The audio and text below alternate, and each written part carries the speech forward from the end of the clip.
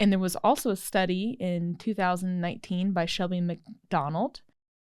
And she came out with a study that showed that 75% of battered women who had pets reported that the pet was threatened or intentionally harmed by their partner. Wow. And equally disturbing is that the abuse towards the pet was done in front of children 90% of the time. Warning. The podcast you're about to listen to may contain graphic descriptions of violent assaults, murder, and adult language. Listener discretion is advised. Welcome to the Murder Police Podcast, The Murder of Todd Schumacher, Part 4.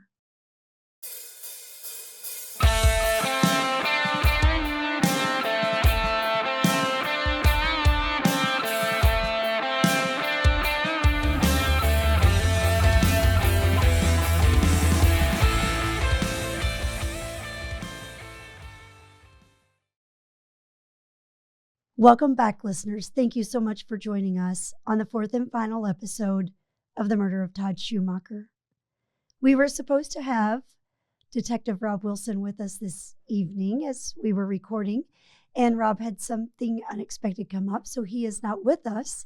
However, if you recall, on the recordings of Todd Schumacher, we learned about Todd's dog Monroe in the cliffhanger, which was placed in the oven.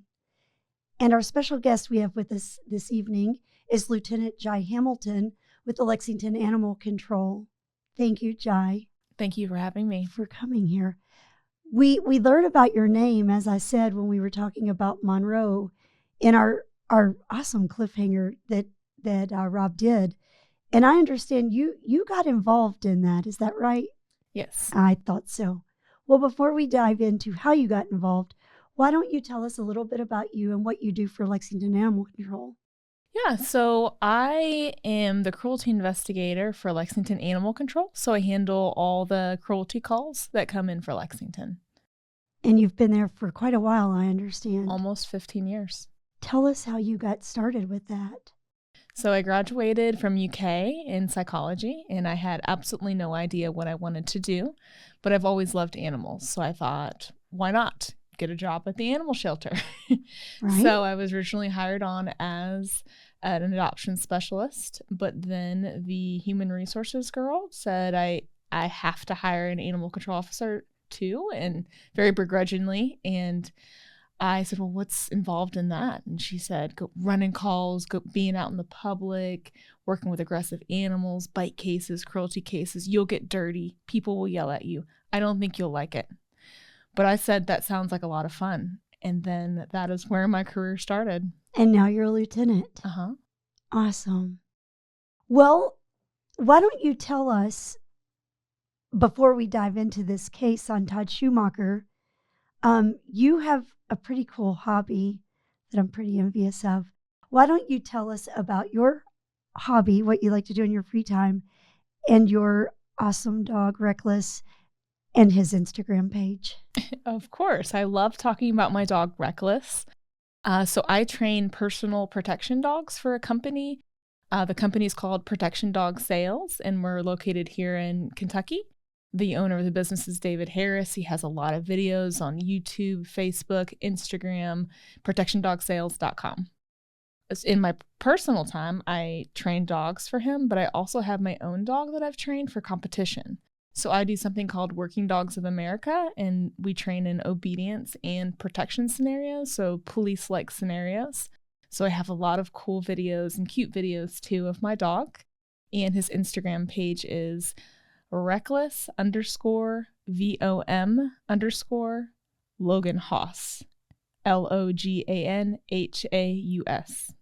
I've noticed those fancy dogs like that have those Vons and That's right. Bombs and Hosses in there. That's a very fancy kennel name. I think it must be. Well, so your dog, he, as I've seen in some of those videos that we watched prior to our taping this evening, he really clamps down on people. Oh, yeah. So He all loves that's it. on command, right? That's right, but only bad guys. Only bad guys. So he can come off of that person as quickly as he went on. Uh-huh. So we really balance control and power. That's the art of it, right? You have a dog that's super powerful, loves to bite, loves to chase, all that prey drive. but you can rein him in and he can be completely obedient to you. You can have bad guy in a suit running around yelling, but he's going to be completely neutral until I give him the command. How neat. Mm-hmm. Well, we certainly need to spend some more time with you, and I'd love to watch Mr. Reckless work sometime. Not on me, but I'd love to watch him work. Yeah, I think you should be in a ring suit. And thanks for coming too. And again, Rob was going to be here. He had something come up because he loved working with you on the case and the whole perspective. And again, what we want to talk about is when different parts of government come together to work for the same thing. And this one kind of came together like that. Is the services that animal control provided. I know that I benefited from that, not just when I was an investigator, but any of the assignments I had too. But tell everybody what animal control, specifically in Lexington, because you can speak to that. What does animal control do from the simplest thing to the biggest thing? What's it all about? Yeah, so we handle all animal-related complaints for the city of Lexington. So anything from loose dogs to sick animals, injured animals, animal rescues, bite cases, and cruelty cases. So anytime an animal needs help, call animal control. So the neighbor has a dog out and it's 10 below zero and it has no shelter, you handle that. Mm-hmm. And likewise, it's in the sweltering heat and there's no water in the bowl and it's chained to a tree. You handle that. Exactly. So I imagine you probably get some pretty irate owners when you come around talking about, I'm going to take your dog. Definitely. Yep. Yeah.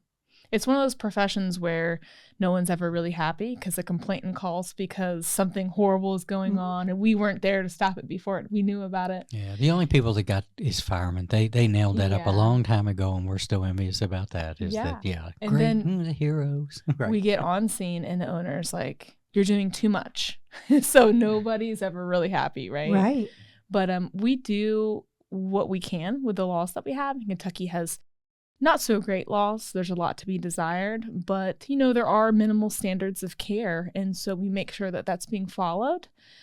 Sometimes, there's lots of situations that I don't think is fair, but I can't necessarily do anything. My hands are tied because our laws are pretty lax. But that's true with anything you do in the criminal justice system, whether it's animal control or law enforcement or anything, is that there's a coloring book and you have to stay inside the lines. And that's a great attitude to have, because if you get frustrated with it, you'll wear yourself out. But until things change, you have to work inside and color inside those lines too. So how many people do this in Lexington? For how many people you work with? So we have 16 officers. 16. Wow. Yeah. Think about this. And just for perspective, 16 people, population probably humming around 330,000, maybe.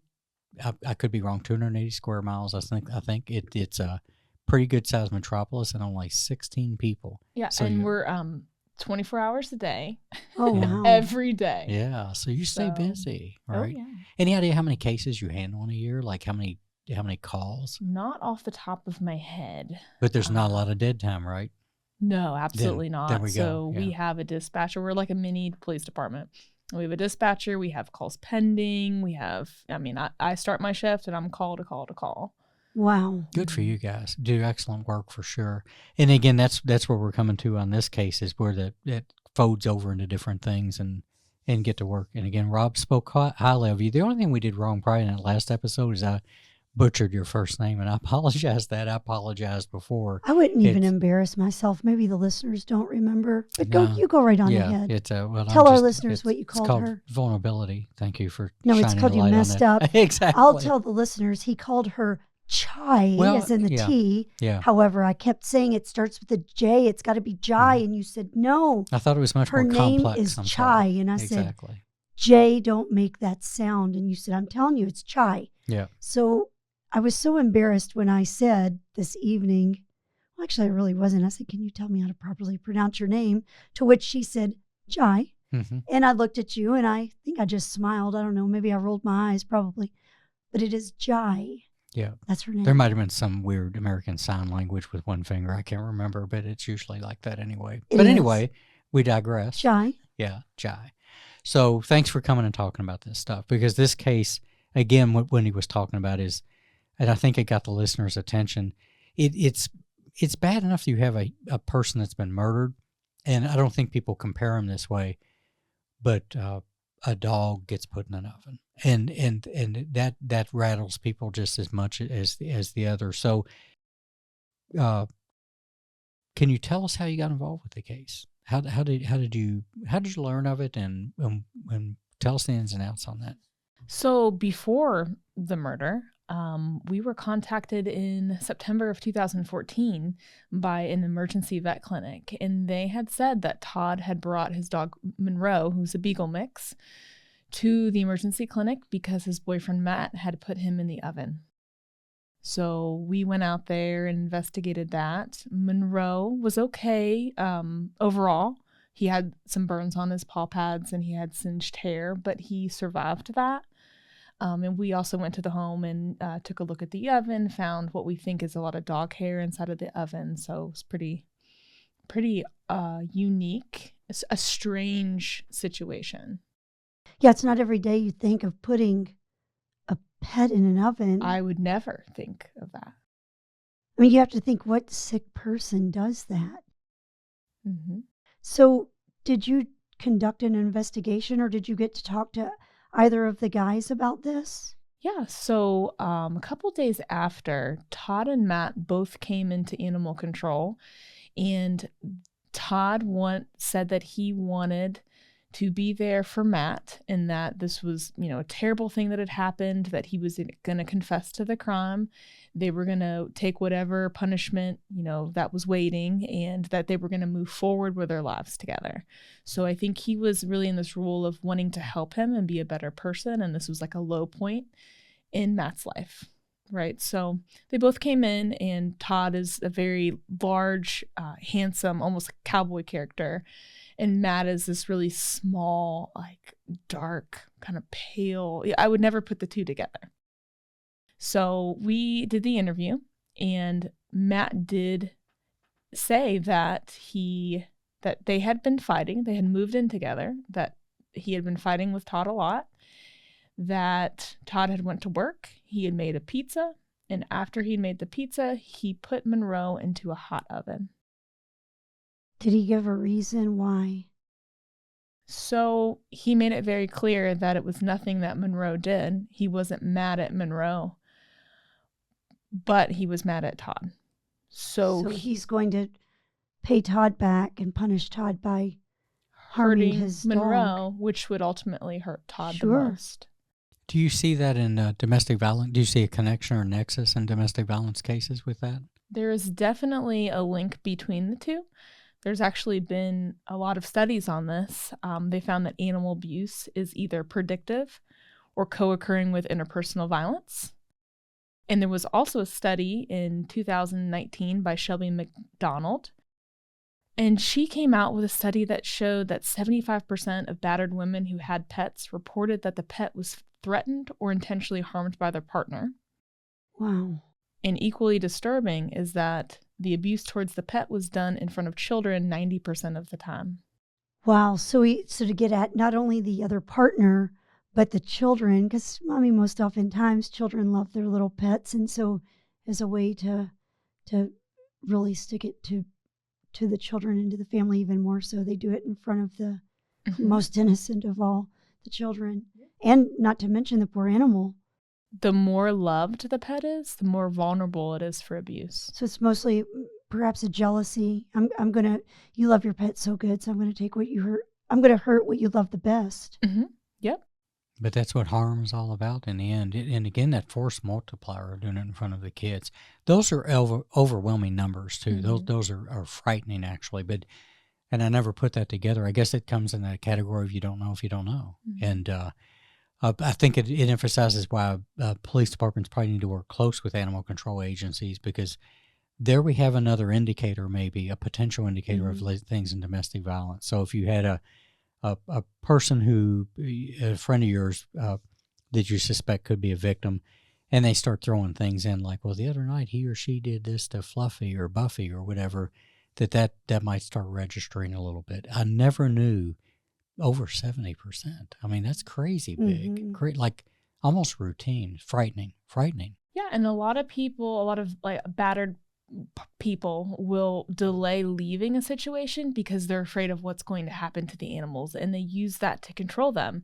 If you leave, what do you think I'm going to do with Fluffy? Will he be home when you get home? Right. And so a lot of people won't go to shelters because of that. But we're lucky here in Lexington that our shelter does what they can to keep families together. So there's different pathways to this, but they try to keep the pets with the victims. Now, you did tell us earlier prior to the show that there's a law out now. Can you share that with us regarding the EPOs? Yeah. So last year, Kentucky changed their law so that pets could be included in emergency protective orders. Yeah, that's really great. Huge. Because when somebody comes down to the courthouse to do one of those one night, if that's their concern, is that now the people that are taking that EPO in can offer that and say, okay, there's what a great way. Because that's one of the things we do know about domestic violence on the forefront, though, is once that control is established, it can be economic, it can be emotional, it can be anything as simple as the pet. Is that anything they can use as leverage. And now if you have a way to deal with that, that's great. And with shelters that'll, like you said, there's a pathway for the shelter to do that. That's excellent stuff. Pretty proud of Kentucky for adding that in there. Anything we can do to make a person feel more comfortable getting an EPO, that's what matters. Now, I will say on the flip side of that, I learned that their requirements are so bare minimum. It's almost disgusting what they require. Just some little bit of basic food, water, and what they consider shelter, which is not what I would often consider shelter for a pet.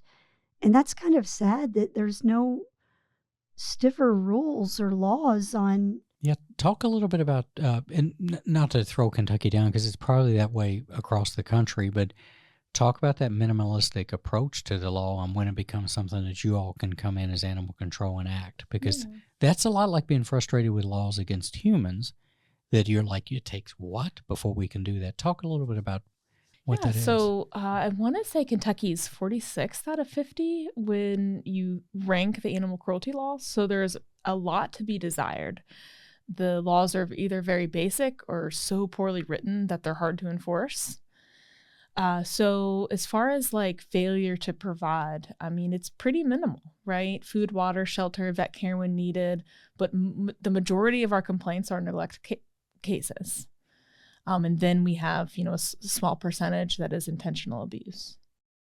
And that is really kind of a little bit embarrassing. You said 46 out of 50. That's, it is very sad that people don't take into consideration the preemptive things that happen prior to animal abuse. What people are capable of.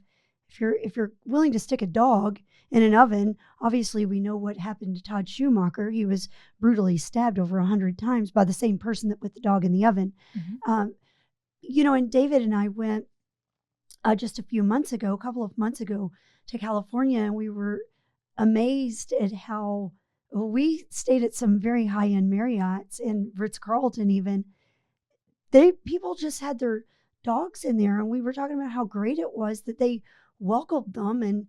And everyone knows I love children. I own childcare centers for a living, but we often talk about how, sorry parents, how the dogs are better behaved than the kids. And you see these people in there and the dogs are just on like a set stay, or they're just down. I mean, they're maybe wagging a tail, but they're not jumping off the, ottoman over there like little Bobby is, because his mommy thinks that it's so cute and she's applauding him and he's still doing it and driving the rest of us crazy. But we were so happy with how many restaurants and hotels, they just had the little dogs in there and little bowls out for them to drink. It was neat, and hats off, because we have a lot of people in California listen to the show, and hats off to them. But it was overwhelming, Jai. I mean, you would smile because you'd go into one of these hotels or a restaurant, and it was like crazy. I had a great aunt when I was growing up that could not turn a stray away, and Aunt Mary, and she had a little beer joint in Louisville called the 5 Point Inn, and she always had 4 or 5 dogs in there and fans, so hair was blowing. And her thing was, if you don't like the hair, find somewhere else to eat. I love it. Oh God, she was that way. You'd loved her. At one time, she had 17 dogs in her house, and when the neighbors complained, she secretly on a down low went and got a kennel license. I mean, Mary could not turn somebody away. So to be out there in California, what I think you're seeing, and I saw, was they really have elevated dogs up where I think Yeah, they they belong have. anyway. And so again, to see somebody treat a dog that way in our society is just nuts. And we've always talked about, I think most people know the connections between animal abuse and, for example, serial killers. That's like textbook. Anybody can pick that up and run, and it makes a lot of sense. But this nexus into domestic violence, that's a little bit different, because domestic violence is a little bit, obviously it's not like serial killing, but what a neat marker. I'm trying to think back on domestic violence cases I had to see. I can't, but we weren't registering it. So I think for somebody in the game today, that should be something to pay attention to. Yeah. Definitely an indicator. But yes, you would have loved my Aunt Mary. She was amazing. Loved dogs. And the dogs in California. Oh, yeah. Hats off Everywhere. to California. They the got airports everywhere. Oh, they've nailed it. They're just so happy. Yeah. Wagging their tails, just so happy. It was very nice to see how they welcome them. And then it's kind of embarrassing to know that we're 46 out of 50. Yeah. And we just provide food, water, and what half-ass shelter is considered shelter. It's a lot like every other law. There's always that fine point when does law become something that's culturally acceptable with morality-wise with a group of people, and when does it go into actually, even though we'd all in this room we'd agree that it's not enough, but man, there's always that sweet spot that we're trying to look for. Criminal? That's it. And when do you take somebody who just has enough to feed, care? I mean, in some cases that probably works well. But it's the people that are probably on the other side of that benefit from that. But that's true in human law too, right? Is when they're on the edge and you're like, not quite there. But what a nexus into that. So you got to meet. I shouldn't say that. You met the victim of this crime.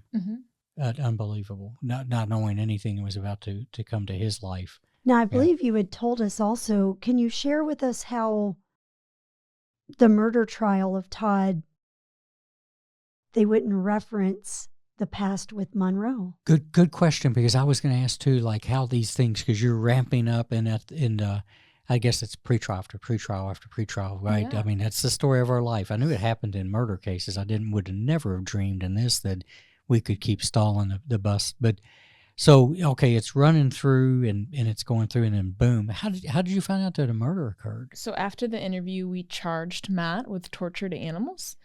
And he pled not guilty in arraignment. And then they have a pretrial date. And so this is about 8 months in, right? So no court resolution, but still in the hands of the court. And I was just scrolling through my phone and I saw on the news that there was a murder on Lamont Drive. And I instantly knew that these were Monroe's people. You just knew. Mm-hmm. So when that happened, I believe you had said that they couldn't look into what had happened prior with Monroe. They wouldn't bring that into the murder. Yeah, right? So that was so surprising to me because that was 2015. I had never been to a jury trial. I'd never testified. I was just going to watch to see the process, right? Because we were involved in it to some degree. And when I heard that they wouldn't allow any testimony about Monroe, I couldn't believe it. Because to me, that's a pattern of behavior. Yes. That's a character thing. That's right. And it led up to it because that was a way of domestic abusing Todd by means of his dog until it escalated that he ultimately killed him. Yeah. So you would think, why would you not look into the past history of this person? Yeah. Because that was, I think, a precursor to what was about to happen. I completely agree. And I think you said you were with Rob Wilson. What did Rob tell you about that? That's normal. Yes. Yeah. Wow. Mm-hmm. Well, prejudicial stuff. I mean, it's a tough thing. And again, just like we talked about, you have to have the coloring book and kind of live. And even if it's frustrating, is that it's really tough. It's the whole concept of what a fair trial is based on. That's the tricky part about this business, is stomaching that, is knowing and not being able to say that. And I can take it a step further. It's so like when you testify, it's like a landmine. And I've seen it happen before. If you're testifying in a murder trial, if, for example, Rob or any of the other investigators had just mentioned that, mistrial. It would have been that fast. It would have been objection, and it probably would have come down away. Because I've even seen, for example, you can have a murder suspect on trial, patrol picks them up on a warrant. It's just a warrant. And I saw it happen one time. And if the officer gets on there, and some defense attorneys, they're gifted about trying to walk into this. If the officer drops their guard and they say, well, how did you encounter him? And they say, well, he had this misdemeanor warrant. Objection, boom, new trial. Same thing goes when people talk about Miranda. You have the right to say anything you say will be used against you in court of law. That's not true. But by the time the jury gets that statement that we make, they're going to redact it. Because if the person says, well, I was in jail 3 times, that goes away. You see what I'm saying? So that's hard. Yeah. That's hard. And in the end, you're right, is now looking back, we know that's probably a preceptor of that behavior. And if the jury would have known, I believe there would have been a very different outcome. Exactly. Yeah. Because that Rob, in the last episode, is that we respect the system, but every now and then, like he said, that jury got it wrong, and I've seen it before too, is he said that they bought his act. And you may be able to speak to that, about the idea of how convincing a guy like that is when you're interviewing him on putting a dog in the oven. Yeah. So they really sold this idea of it being an isolated incident. So Matt, although he admitted to what he had done, said that he was drunk, had come off his meds, that he had a mental break, that this happened, but he had went to seek help after. He had checked himself into the Ridge, which is the mental health facility here, and he got put on different meds. He went to counseling, and that this was an isolated incident. And he's all better now. Yeah, he's a good person. He loves the animals. It won't happen again. And Todd wanted to believe in the good in him. Like most domestic victims, they want to believe that something, they're going to change. Yeah. They're going to be different this time. They really want to believe that. How sad. And it is very sad, because it makes you wonder, were there any episodes after you came in contact with Todd and Matt? Or had it happened prior, but maybe there were no injuries on Monroe. Maybe it was a kicking when Todd wasn't around, or threatening. So you're right. There probably was other things, and we just don't know about it. I will say that I found out from the family that after Todd was found murdered, the family had told me that Monroe had gone missing several days before the murder. They suspect that there was an argument about where is Monroe, what happened to Monroe. They believe that Matt killed Monroe, and we never did find Monroe after. Wow. Wow, how sad. Anybody who would put him in a hot oven, would probably. Oh, I'm sure. And who knows? Maybe that's what escalated to the fight. As we know, with some of victims, it's, when they finally say they're leaving, maybe it escalated over Monroe, and it just got out of hand. Who knows? Of course, we'll never know. But that's so sad that, and just to think that Todd was probably looking so hard for Monroe, just hoping, maybe out driving and searching, who knows. But to know that one person can take that, Matt in this case, and use that against Todd. Yeah, animals are used to control, manipulate, and punish victims. And they're really the perfect victim, right? Because they can't talk. They can't tell anyone what happened. And most dogs are always happy to see you, even if you were an abuser. So We've had dogs who were intentionally abused by their owner, and they still love them. Yeah, the unconditional love. It might be the only time that really exists on the planet. We'll leave that there, but for sure, But we have a miniature horse you met tonight, Polly, that was abused incredibly, and it's taken a few years to get her to let us catch her and touch her and everything, just because of that abuse of that trust. But so it's frustrating, right? Do you know if first? Can I say this is for the listeners that are interested in crime and the criminal justice system? Is go to a jury trial. Yeah, I'm not going to say you should spend your vacation there, because it would probably take a vacation. But if people really want to know, go sit in one. Yeah. Everything from jury selection to opening arguments all the way through closing. And learn how that works. It's actually pretty fascinating. Yeah. And likewise for people who, like me, didn't realize people like Jai's position existed. If a person has a love for animals like you do and wants to protect them, how does a person do what you do? Do they just go apply at a shelter? How's a person do your job? Well, as far as emotionally, It can be hard. There's going to be like good days and bad days. And I can't save every single dog. I can't get every animal out of a bad situation. So if I look at it as like an individual, I can save this animal's life, then it means something. But when I think of it as a whole, it's like you're spinning your wheels all the time, right? But I have really enjoyed seeking justice for those who can't speak for themselves. And that has really propelled me. And so if I can hold somebody accountable for something they thought they could get away with because it's just an animal, then that is really my driving force behind what I do. So if a person wants to do your job, is there college for it? Do you just go to your humane or animal control and say, I'd love to be an animal control officer? Yeah, so there's different pathways to it. There are several national schools that you can take. A lot of animal controls don't require it. We do a lot of training on the job, but it's all different depending on where you live. Cool stuff. Neat. Just because I think a lot of people probably are interested in that. Yes. Because I think if you, my daughter Brooke, for example, left banking last year and got a job at a vet clinic. She loves animals that much. So it's one of those things that draws you in and takes care of it. And again, my Aunt Mary, 17 dogs in a house. That was a zoo, literally. It was interesting to watch that inside that restaurant too, when she always had a handful of dogs. You loved her. You wouldn't have ate there. I wouldn't have eaten there probably. Because you hate hair. I'm a little particular about hair. Oh, there was hair. You had hair burgers. I mean, do you want cheese or you want hair? Probably get both, because it was just the way it was. But hey, Mary loved them.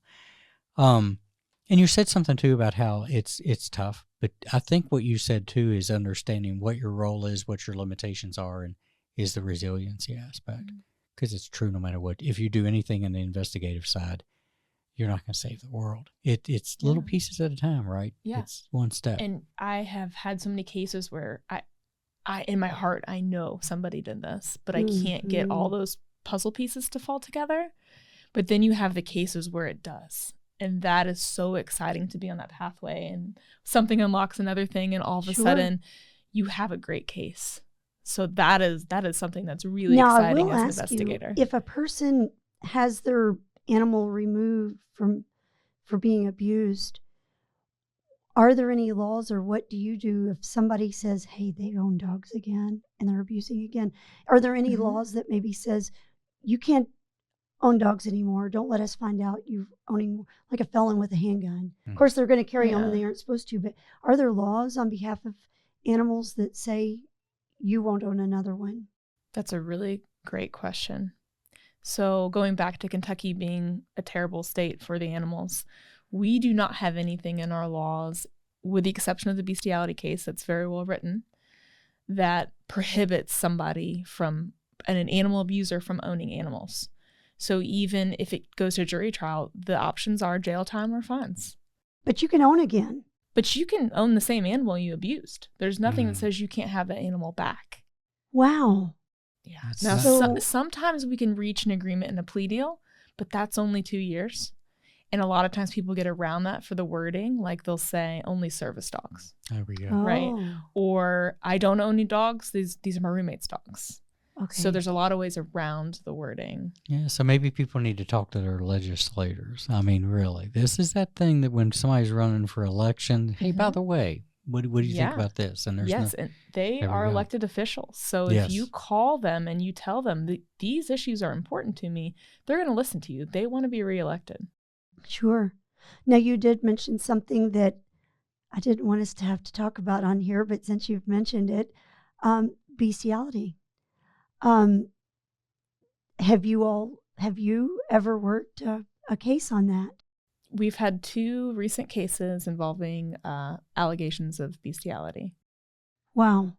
So what are the laws on that? I mean, what has it been prosecuted? Has anything been done? So in Kentucky, yes. In Lexington, not yet.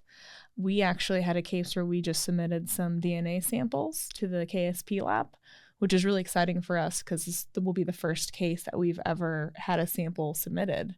So we'll see when that comes back. It might open the case up and we might get a conviction out of that. We have to stay in touch on that because But if sadly, that happens, we'll bring Marcy in.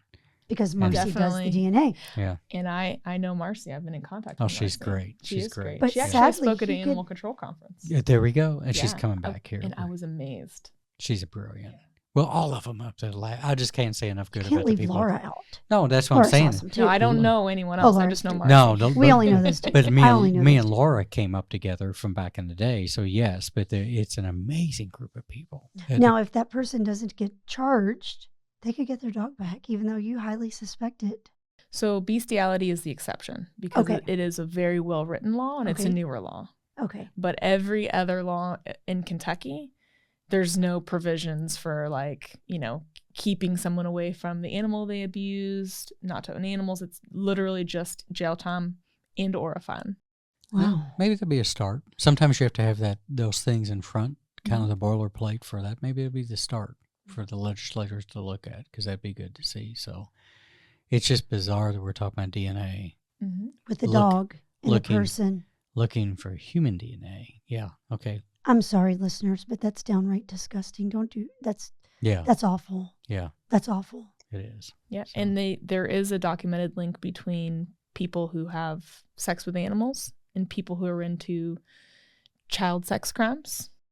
I'm not surprised. Mm-hmm. If you're going to be sick enough to do it to one, I'd say you're sick enough to do There it we to go. the other. That deviance is normalized. There's just no exceptions or anything people can say that will change my mind about that. And as our listeners know, I usually keep my opinions to myself regarding a lot of things, but the children and the bestiality, I'm sorry, there's no excuse for that. That's disgusting. No, I agree. for sure. So it as far as we work through the case and again the frustration of not being able to bring it in, and I guess it couldn't come up in sentencing either. I mean that's well because he didn't oh that's right. How did the case close? So the case got taken from a murder to manslaughter. Gotcha. And then he got, you're talking about the animal cruelty case? Yeah, but it all ties in together. Oh, I okay. think. Yeah. And then yeah. he got 2 years for manslaughter. Got oof. Or I'm sorry, I think it was sentenced to 10, but he only served 2. Sure, that would be about right. And then as far as the animal case, they just lumped the animal case on top of the murder case. So essentially he took a guilty plea, but they just combined it with his jail time he had already served. So Oh, he's yeah. out? Yeah, well, he's that's out. what Rob Yeah. said. He's probably out. He's probably out. He's out. Yeah. He's out. Yeah, good. Yeah, that's the reality of the game. Yeah. I think Right here in our town, probably. I have very few people that I worked that are still in a penitentiary. Very few. So Very few. help me understand. This poor man was stabbed over 100 times, and this dog was put in an oven and probably killed by the same person. He served just a little handful of years. Correct.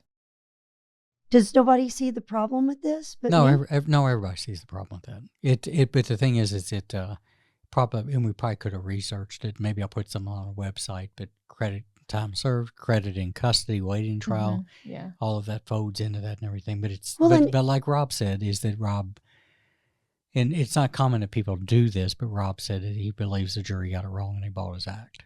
Yeah, they were buffooned and swayed. Well, probably. and what a slap in the face it is to this man's family. There we go. Mhm. There we go. How insulting. I sat next to them as well at the trial, and they were devastated. Sure. Like and reasonably, and the community should, again, that there's the community should be devastated. The community should be mad, and communities need to start expecting more. Well, and not only that, because if he's a great master manipulator and he meets another person and involves in a relationship with them, he's likely going to explain his way of, or not tell. And then there's potentially more victims, just like all domestic abusers are. They got a next victim. It beyond domestic abusers. Once somebody can take another person's life and rest easy with it, taking the second, third, fourth, and fifth, and sixth will mean nothing to them. Right. There's, and I'm not going to go on a soapbox about it, but absent real mental health issues, I mean real diagnosed mental health issues, that is a yin and a yang. And if you're capable of it, you are just flat out capable of it. You don't look at it like you and I do. You and I would die if we had to do that. Even if we were defending ourselves, it would crush us inside. People like that, when that silicone switch goes, that's not even an issue. Sleeps well with it.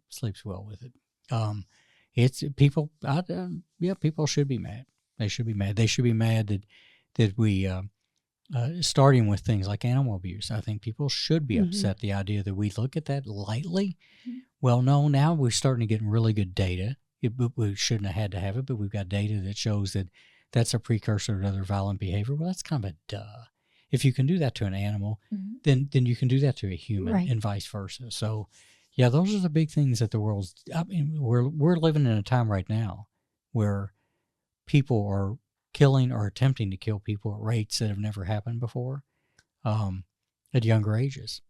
That's because we don't have any consequence, and we have a lack of morality. Well, when you're serving 2 years for stabbing someone over 100 times and putting a dog in an oven, there's no consequence. No. There is no consequence. Life in Kentucky for years has been always kind of just anecdotally looked at 7 years. So if you get a life sentence and just life, 7 years maybe. I mean, you've heard of people saying that when things go to the court system, it's a slap on the wrist. Yes. So that's a frustration that I have, and I know that the police officers have as well. It's not just animal cases, but when you think of the crime committed and what the sentence is that really justice? There we go. The big question, because that is the key word, justice. I want justice.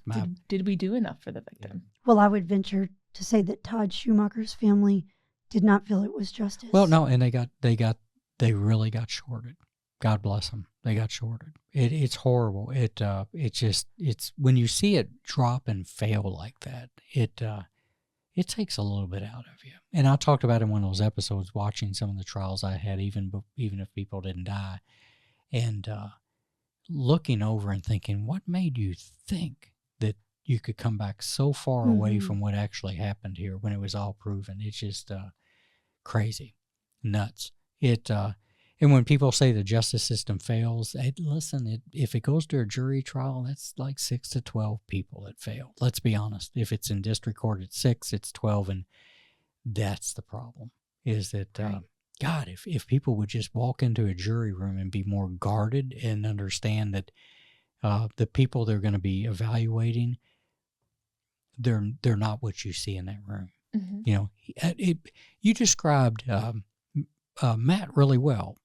When you said he was dark and he was pasty and you juxtaposed him against Todd, I can guarantee you when he went to trial, nobody had that impression of him. But you saw him in the moment, and that's again where people don't. That's what they don't get. I think that's why body-worn camera is so important. Is that now juries are finally seeing people who they act, yes, who they actually are, and not the person that. That's it. Take the suit off in the Bible and make them buck naked, grease like a hog pig, screaming like they're crazy, and that's what everybody was dealing with. Rob was talking about that he played the victim really well. Yes, and that's what he did with us. Wow, that's what he did on the stand. Well, and again, I think it gets back to that manipulating people. I think he maybe felt like if he could convince you all that he was so remorseful and he would never, because he's better now. So I wouldn't say he was remorseful, because he never did show, he would never did cry, shed a tear, or say he was sorry. Nothing like that during the interview. Perfect. Remorse. Wow. They're not, I've said it 1,000 times, they're not capable. If you're capable of remorse, you probably won't go there where you're going to be. Right. It's not in them. Yeah. And that's it. That's what people don't get, is that you'll have people say, I'd rather them spend their life in jail so that they think about it. No, they don't. They don't think about what they did wrong. They probably get kind of kinky thinking about the things they did in all candor. And that's where people get it wrong too, is that, no, they're not remorseful. Is that. Well, and I think ultimately what it sends the message to that person, Todd Robin. I am sorry, not you, Rob. Matt in this case, or any other person who's like that, who does something this heinous, is if there's so little consequence for it, why not do it again? Because you're just going to probably serve a couple more years again. Well, that's a discussion. Maybe. We've talked about having, and it'll happen with Commonwealth attorney and maybe some other people, and some of the best defense attorneys in town that I love and everything, is that those are huge social issues we've got to iron out. Is that if somebody's evaluating a cookie jar, and the cookie jar is full of cookies, and you don't get into a lot of trouble, then crazy stuff. We can't solve all the problems tonight, but these are valid questions. We'll sure try. And but you know what's neat is you see it. I don't look at animal abuse as being really truly a lesser level than the other. Mm-hmm. It's human behavior. Yeah. It's the justice system that we have to play and work in. We all have to follow the same rules, which I think that's why y'all's work is beautiful over at Animal Control. And the thing is that what's on the other side of it is the things that's out of our control. Juries, things like that, and the court system sometimes. So it good stuff. Thanks for trying, for sure. I mean, there's no doubt about that. As we kind of wrap up before we fold up and everything. We had another question we was going to ask her. Tell me. I'll tell her. Yeah, I'll ask her. Please do. What happens to pets when someone passes? When an owner passes away, do you all take care of those? Yeah. Rehoming those, or what do you do if you are informed by the police that this owner has, 3 puppies there? What do you do with that? So if the police officer calls and needs assistance, we always go help. In those kind of cases, we would bring them into the shelter and hold them for the next of kin. Okay. Good question, Wendy. Yeah, because I completely forgot about that because it's real. It's like, and again, the real is that you have somebody, you don't have like a relative right there. What happens to the dog or the cat? Well, you always see there's some animal sites that I'm on, and they'll try to adopt a parrot, and they'll say these things live 70 years, so you need to have a backup plan. Yeah, for sure. In case the bird outlives you. And then they pick up on what you say and they start cussing. Yes. There was a pet shop. Be very careful what you say in front of a parent. Yeah. It was funny. God, I hate going on too many tangents, but growing up in Louisville, we lived in Crescent Hill, and in St. Matthews, there was Haller's Pet Shop, and there was a huge parrot in there. And we used to blame the kids that went to Trinity High School, but that thing would cuss like a sailor. And the whole thing was, do I have time to go into Haller's Pet Shop and get this parrot angry enough to cuss me out? That was a stupid thing. That just brought that up. But yeah, the idea that there we are, that there's the brass tacks of death investigation. One of those things that people don't think about. You go into a home and unfortunately somebody's lost their life, regardless of how, and a pet's there. How do we take care of the pets, right? And I know that officers really took that to heart. That's why they called Animal Control. It's like, wow, somebody's lost their life, but I'd had officers spend a lot of time waiting for you all to come because they were like, we've got to home this dog or this cat or this. You can't just leave it there. No, just the care. That's a neat thing. So what a great service, right? What a great service is that people have that. So let me ask you this, because we talked about, I think you work for a wonderful boss as far as your dog training goes. If people really love animals, Jai, how can they help? What are some things they can do to help? Yeah. So I always recommend that people donate to their local humane society or some sort of nonprofit that helps animals. In Lexington, we have the Lexington Humane Society. And what was the second part of your question? That's a good question. You both are looking at me, and I really feel the pressure. Yeah. What can they do to help? And she said, donate to your local shelters. The second thing I was going to say is fostering. If you can't adopt, foster. And there's so many sites out there that will say they're looking for foster, and then some get to have foster to adopt if you keep the little pet. Yeah, I mean, especially right now, every shelter is full. This is a nationwide problem. So after COVID hit, people they can't afford their animals anymore. They're breeding out of control. So every place is full. So the more people can foster, the more lives can be saved. Great. Yeah. And most places have a humane society pretty close to them. And and you also see, as I saw the other day, they said, if you can't adopt, maybe you could pay for an adoption of a dog for someone else. So that way, maybe somebody really wants a pet, but, if it's a younger dog, I think those fees are a little more expensive. So if you cover that fee for someone, that's someone may be more apt to take a pet, knowing that they don't have to pay $500 or $600. And I don't think people realize how expensive it is for these shelters to spay or neuter and get shots or treat any illnesses or worms. Just to feed. It's very expensive. Right? And just the feed, Yeah, just to feed and give them a place. Yeah, and I know for Lexington, the cost for puppies are higher than adult dogs. But the reason is to offset that cost for the dogs that are there longer. So they've had dogs there for years. Now they get enrichment. We've got a lot of volunteers that will take them out to hiking, to stay in hotels. I mean, Oh, that's Yeah. cool. in Lexington, the dogs have it made, but still, they don't have a family. Yeah. So. That's what they're called for, right? Mhm. They got to be with a family. Well, excellent stuff. I'll let Wendy say goodbye, but I got to thank you again for coming myself. And one more time, I think that for the Schumachers, so many prayers and thoughts for them. My word, yes. Losing somebody, clearly a benevolent, loving human being, Todd. It's one of those things where you're like, I wish I'd met him. Seriously, as you think about that with these people, and then for the bad shake they get on the justice side, which is the unfortunate part of the process sometimes. Just the bad shake. What a slap in their face. Exactly. Well, thank you so much. Before we close, please tell our listeners and watchers once more about Reckless's Instagram page. Of course, I love talking about my dog. Sure. It is, his Instagram page is reckless with an R _vom, VOM _ Loganhaus, LOGANHAUS. So go follow Reckless.